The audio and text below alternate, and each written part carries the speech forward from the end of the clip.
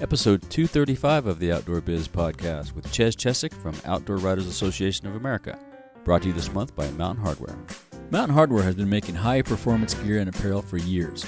If you're a mountaineering enthusiast, outdoor athlete, or simply inspired by the outdoor lifestyle, check out their new arrivals today. Go to theoutdoorbizpodcast.com/mountainhardwarenew and get something nice for yourself. That's theoutdoorbizpodcast.com/mountainhardwarenew. Hey everyone, welcome to another episode of the Outdoor Biz Podcast. Today's guest is Chez Chesak, Executive Director of Outdoor Writers Association of America. Chezs has an impressive outdoor and travel career with previous stops at the Family Travel Association, the Intrepid Group, and the Adventure Travel Trade Association, and he's also made a previous appearance on this show back on episode 52. Welcome back, Chezs. Thanks so much. Happy to be here. Yeah, good to talk to you again on the podcast. It's been a while. Always. Yeah. Have you done any other podcasts since episode 52 on this one? I'm sure you have. Not for you guys. I mean, other podcasters. Yeah, other podcasts. Yeah, that's what I meant. Yeah. Cool. Which ones have you been on? Yeah. Oh, I've done a few. Geez. Travel related, honestly, or travel related mostly. Yeah. Yeah, gotcha. Mm-hmm. Yeah, cool. So you have a strong passion for outdoors and travel. Where'd that come from? It came from a single ski trip. Well, first I grew up in New England and always loved being in the outdoors. I grew up in a rural part of Massachusetts and was always skiing when I could and things like that. But it took a ski trip out to Aspen. I had a girlfriend at the time, and her high school buddy had become a chef out there. And we went, and it was my first time really getting out west, and I was just blown away. And on our flight home, she and I were just like, how do we make the outdoors our life? Yeah. And the first stop was REI. We got part-time jobs at the Bailey's Crossroads REI outside of DC. Wow. And just started getting into kind of the gear side of things and the retail. Just absorbed all the training I could. And while in Washington, D.C., a friend of mine said something about his wife working at the American Hiking Society. And I'm like, well, wait, she has a full-time job working for a hiking group? And he said, yeah. And they're hiring a fundraiser. And I said, I can do that. And wow. So that was my first gig in the outdoor industry, which then led to a stint at the American Alpine Club, which then led to Wildlands Alliance. Took a little trip to Iraq with my National Guard unit, came back and started working for the Adventure Travel Trade Association and got into the adventure travel side of the industry from there. Awesome. Well, thank you for your service in Iraq and with all these groups. It's been great what you've done in your career. It's awesome. Thanks so much. Yeah. So for our listeners who may not know, tell us about the Outdoor Writers Association of America. What are you guys and what do you do? Yeah, so we're a nonprofit. We were founded in 1927. We were actually founded by 6 writers who were meeting at the Isaac Walton League annual meeting in Chicago. And I'm very proud to have the menu from that meeting hanging on my wall. Wow, cool. All 6 of the founders signed it and then started brainstorming who else they could invite. And we're the Outdoor Writers Association because back then everybody was writing. Even photography was in something of its infancy, but we're really an outdoor media association. We have members who are editors and freelancers, photographers, certainly videographers, bloggers. I know of a podcaster or 2 that are members. Yeah. Cool. Yeah. So, there's 2 now? That's great. I didn't know that. Well, our tagline is the voice of the outdoors, and that's what we really strive to be. So as part of that, we really embrace all the different variations of outdoor media out there that we can, and people who are covering all the different aspects of the outdoor industry as possible. Right. And what kind of things do you guys do? I know that obviously there's a lot of writing. You've published a very nice monthly magazine that comes out. That's awesome. Yeah, it really comes down to 4 things. We're really looking to always improve the professional skills of our members, helping them become better writers, photographers, podcasters, etc. Really setting the best, highest ethical and communication standards that we can. So making sure that all of our members are really on par and doing it the best that they possibly can with their craft and with their various media. Always encouraging public enjoyment and conservation of natural resources. We have a very strong conservation focus, as you might figure. We're very interesting in that we really kind of walk, I like to say, on both sides of the aisle politically, but when it comes to conservation, we're always looking to do what we can to conserve the outdoor places that we play in.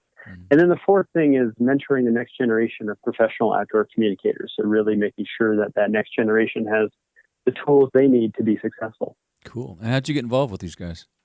You've been there a couple of years now, right? No, a couple months. I started last October. Oh, really? And I thought it was longer than that. Wow. No, I'm such a good fit that it feels just right, doesn't it? Like a glove. Yeah, no, it does. It really does. You're right. It's actually thanks to my association with the Society of American Travel Writers that I learned about OWAA. I was a member and then got on the board and am helping plan their annual meeting for the second year. And it was a member of the Society of American Travel Writers, Kay with Gulf Shores Tourism in Alabama, who let me know about this position. And when I heard about it, I thought, that sounds amazing and perfect. Yeah. And I was fortunate enough to get the job. And that was 9 or 10 months ago now. Wow, that's great. Good for you. Yeah, I remember when you got the job, but it seems like longer than that. It's just been such a smooth transition. Good for you. It's smooth as it's funny that you say that. Because it may not feel smooth on your side, right? Yeah, I took the job and, helping a small nonprofit, take it to the next level and grow and do all those good things was challenging enough. But I was, 3-4 months into the job when COVID hit, and that certainly made things about 6 to 7 times harder. Yeah, I can imagine. Yeah, we'll get into that in a minute. So you guys do a conference, annual conference, right? Or a number of them, or a number of events, I should say, but a major conference. Tell us a little bit about the conference.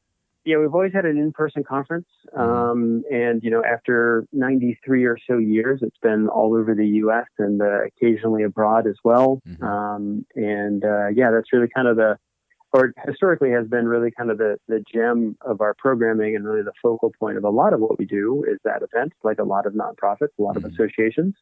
But this year, with everything going on, we were really forced to innovate, which will be ultimately, I think, very good for us, as challenging as it has been to go through. Yeah, so it went all virtual, right? I didn't attend. I think I was traveling, but most of the events were virtual that I saw. Yeah, it was sort of amusing when I first broached the idea of a virtual event. As we were starting to think, okay, maybe our annual conference, which was slated for J-Peak in Vermont, in northern Vermont, and now that has shifted to July of next year. But as we were looking at all the options, and I said, here's an option we have to consider, a virtual event.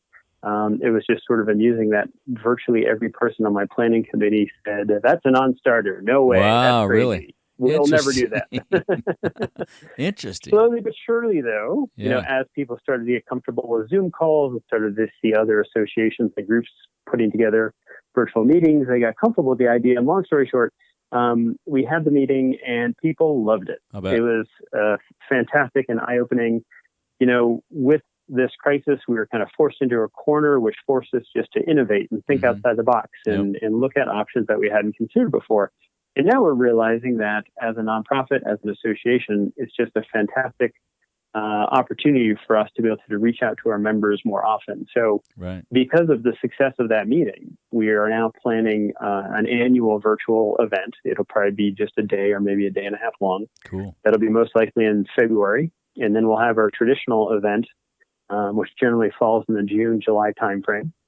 And we've also launched a webinar series because, it's just another way that we can virtually stay in front of our members, continue to accomplish our mission, particularly in regard to helping their professional careers in their craft.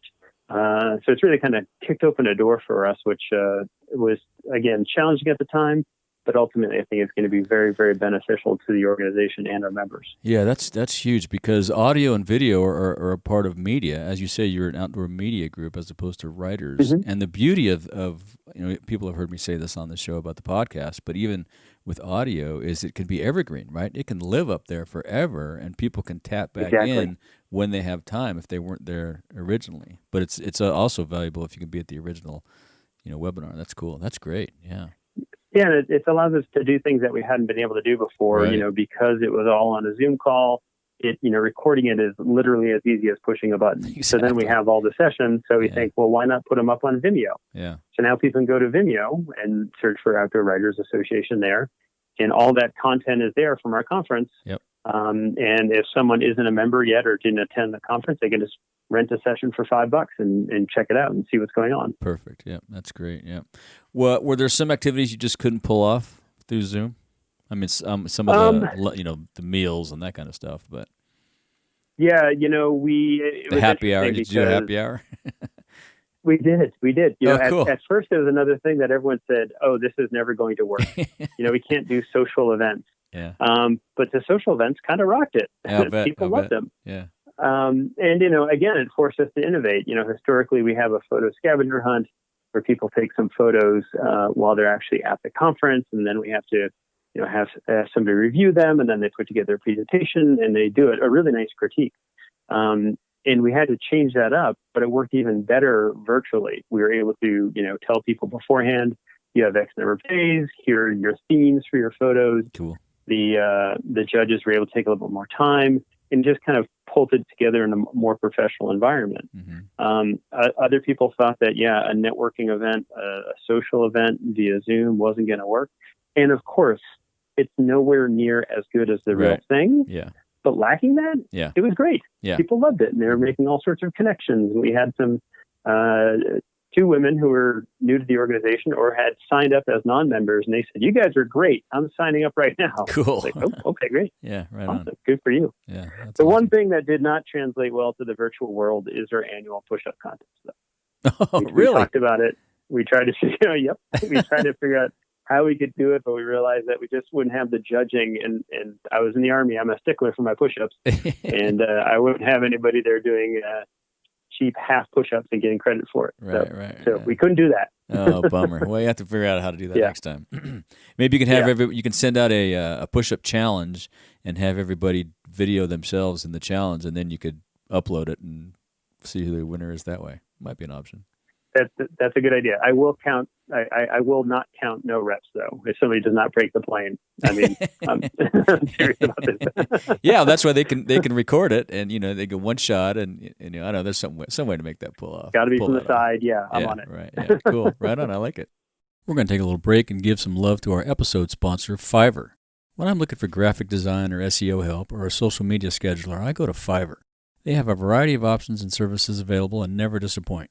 Go to theoutdoorbizpodcast.com/Fiverr and get inspired to do more with some of the best work delivered by the Fiverr pros. That's theoutdoorbizpodcast.com/Fiverr.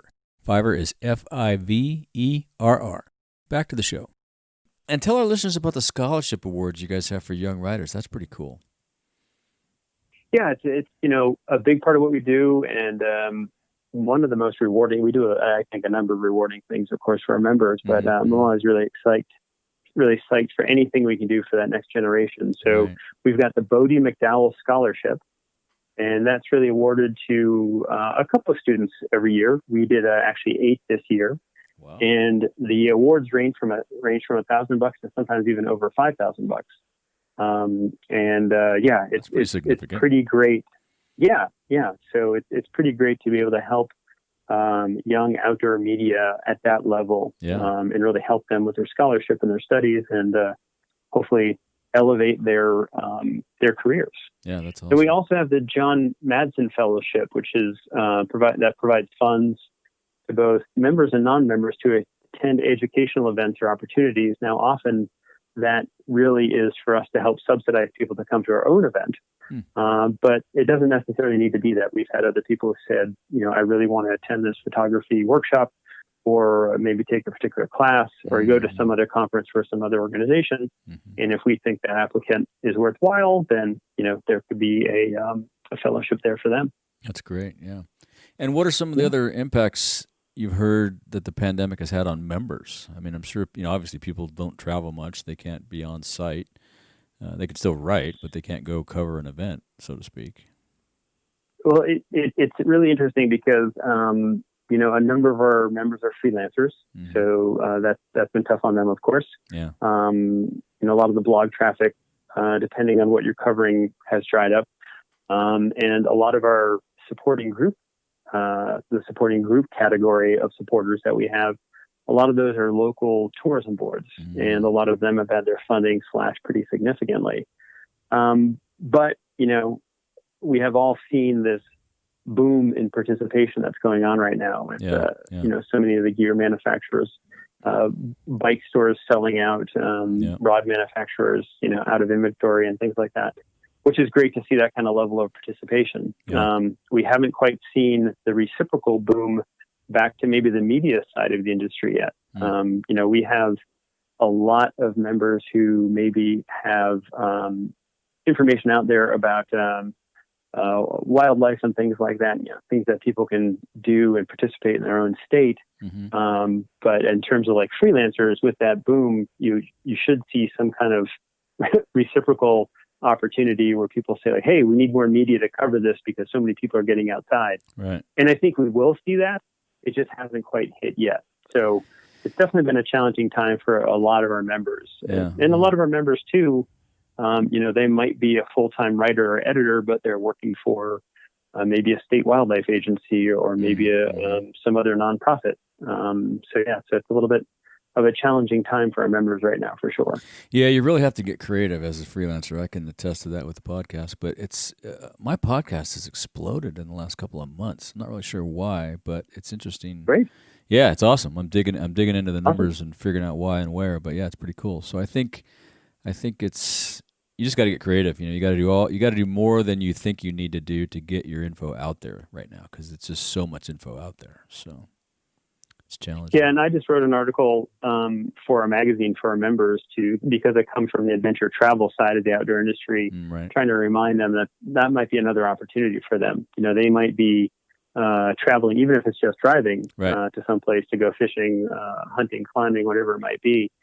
But trying to remind them too that is travel, and there might be a travel story that you can get out of that. Here I am in this great little mountain town because I'm going to go climbing. Yep. Well, write your climbing story, but you can also write something about the mountain town too. Yep. Yeah, I went fishing last week with a buddy of mine on the Lower Sac. That'd be a great story. Drive all the way from Bishop to the Lower Sac, have a great day on the Sac, catching huge trout, and Exactly. Yeah, it'd be cool. Maybe I'll figure out how to write that up. So you have some other virtual activities planned throughout the year, webinars and stuff. What kind of stuff are you guys doing? Anything maybe you can't share it. It's all not published yet, or? It is just about to come out. Okay. Our first webinar is actually about it's called the language of animacy and the singular they. So this is something that came out of our diversity committee, talking about the use of the singular they and how and why our writers should use that. Our next webinar is going to be in October. We're going to talk about various conservation issues. We're going to do one before the election and then one after the election to talk about how that may have shifted or changed, and work with some of our other nonprofit members and partners there. We've got one in November that's going to be all about photography. Cool. We're going to talk about products. We're going to review product. We work very closely with Hunt's Photo and Video in the Boston area, and they're going to kind of review some different lenses and tripods and LED lighting systems and whatnot. And then I'm really excited for the December webinar. It's the ins and outs of gear reviews. So teaching people kind of a 101 on how to do gear reviews, how to approach brands, how to develop longer term relationships, both with the brands and the outlets and whatnot, how to manage all the product and everything. So really excited for that one. That's cool. That's awesome. We'll have to get a podcast one squeezed in there somewhere, maybe next year. I'm working on a video course too, so that'll line right up. Cool. What are some of your thoughts on how those of us in the industry can help mitigate the impact we've seen from this influx of new and more outdoor visitors? I mean, you've seen it all over. It's great that they're getting out, but a lot of them don't know how to. I'm hoping they don't know how to be out there because they're pooping in the parking lots and there's trash all over, and our poor land stewards and public service guys are just overwhelmed. The Forest Service and the BLM, they don't have enough people to deal with it. You got any thoughts on how we can help? Yeah, those stewards, they were overwhelmed beforehand, and now and no money, right? Influx. Yeah, and no money, of course. Yeah. Yeah, it's double-edged sword, right? We'd love to see all these people getting back into the outdoors, but we want to make sure that they're doing it responsibly. Yeah. Well, we've certainly signed on to the Recreate Responsibly initiative, which was launched by, I'm forgetting the brands. I know REI was a big driver, but there were others that were included in this, and people can learn about that at recreateresponsibly.org. I'll link to that. But it's just really basic introductory stuff that you can share with people in terms of just knowing the status of the place that they want to go beforehand, making sure they're practicing physical distancing, how to play it safe, leave no trace ethics and things like that. Right. So there's really good introductory information there, and cool. and I think that's really a good place for people to start. That's a good place to start. Yeah, I'll link to that in the show notes. I hadn't heard of that. That's great. Thank you. Yeah. Oh yeah, definitely. And if you could have a banner at the entrance to the Outdoor Retailer Show or the Big Gear Show or maybe your conference, what would it say? You know what? OR, the Big Gear Show, it would just say Outdoor Media Here with a big arrow. Nice. And that would be to let all those media out there who maybe don't even know about us yet, even though we've been around for approaching 100 years now. There's still maybe new media out there or different segments of the industry that we haven't touched yet appropriately. I just want, those media to know that we're here, we're a resource, and, take a look at us and see if we're something that might be of benefit to them. The flip side of that, too, is for all those brands and destinations that are looking for more outdoor media, here we are. Yeah. So, we'd love to get more engaged with those guys. We've got just, all sorts of awesome partners, be it Old Town Canoe or Patagonia and some of those just tried and true and august brands like that. But there's always room for more. And like I said, we're always really interested in really exploring other sides of the outdoor industry. I'd love to see us get more involved in things like surf and scuba, for example. Right. We've got Cycling. a lot of the land sports covered, but there's a whole other world out there that we could get into. Yeah. All kinds of paddling and cycling and all kinds of stuff. Yeah, absolutely. And there's a bunch of local agencies too. I mean, like everywhere. We're so close to a bunch of public lands. We have a lot of local groups here that do all kinds of stewardship and things that it'd be good for those guys to know about you as well. Yeah. Well, we'll link to it in the show notes, absolutely. And we'll share this up on all the socials. So get you some new Very followers, hopefully. What advice do you have for listeners looking to become an outdoor writer or photographer? That's something we look to do too. When we say we're really trying to help mentor the next generation, we're not just talking about young people. If somebody's looking to make a career change, maybe they've always had a passion for photography, videography, writing, whatever it might be, and they're also a passionate outdoors person. We actually have a membership level for them. It's called an associate member. Oh, cool. It's basically exactly the same thing as a regular membership. You're just not an official member, so you can't vote on things. So you can't vote, if our board wants to change the bylaws or something like that. But all those other resources are available to that person. Gotcha. The magazine with all the professional development content there, webinars, and the different events and things like that, all the discounts and everything that we provide our members. And various opportunities. We're always pushing out calls for submissions and leads, and meet the editors panel. And the whole concept there is that somebody can join as an associate member, and our goal there is that at the end of those 2 years, they're qualified to join as an actual active member. So they can say that again. Associate member, they can join for what? You cut out there a little bit. Yeah, so they can join for an associate member can join for 2 years. Okay. And then the whole goal there is that at the end of those 2 years, they're then qualified to join as an actual active member. Oh, got you. That makes sense. Mm-hmm. So they can test drive for a little bit. That's good. Yeah. And there's a link on the website to how they can do that too, right? Certainly, yeah. Cool. It's all on the website, be it the scholarships and fellowships or membership information, of course, and that's just OWAA.org. Nice. We'll link to that, and then maybe I'll break out some of those other links too, specifically in the show notes, so people can find them easily. Yeah. Oh, great. Cool. And how can listeners follow up with you if they have any questions? Yeah, you can always drop me a line at info@owaa.org. Easy. And that'll get to me. But if you have specific questions about membership or anything else that we covered, I'd be happy to follow up with anyone, be they media, brands, tourism boards, whomever. Cool. That's simple. Well, Chezs, it's been great catching up again. Sorry it took so long to get you back on the show, but I'm glad you're here, and we'll do it again someday. Thanks so much, Rick. I appreciate it. Have a good one. If you want more of the Outdoor Biz Podcast, you can subscribe on Apple Podcasts, Google Podcasts, Stitcher, Spotify, or wherever you get your podcasts. Be sure to go to theoutdoorbizpodcast.com where you find all the episodes, show notes, and much, much more. Until next time, be sure to make time to get outside.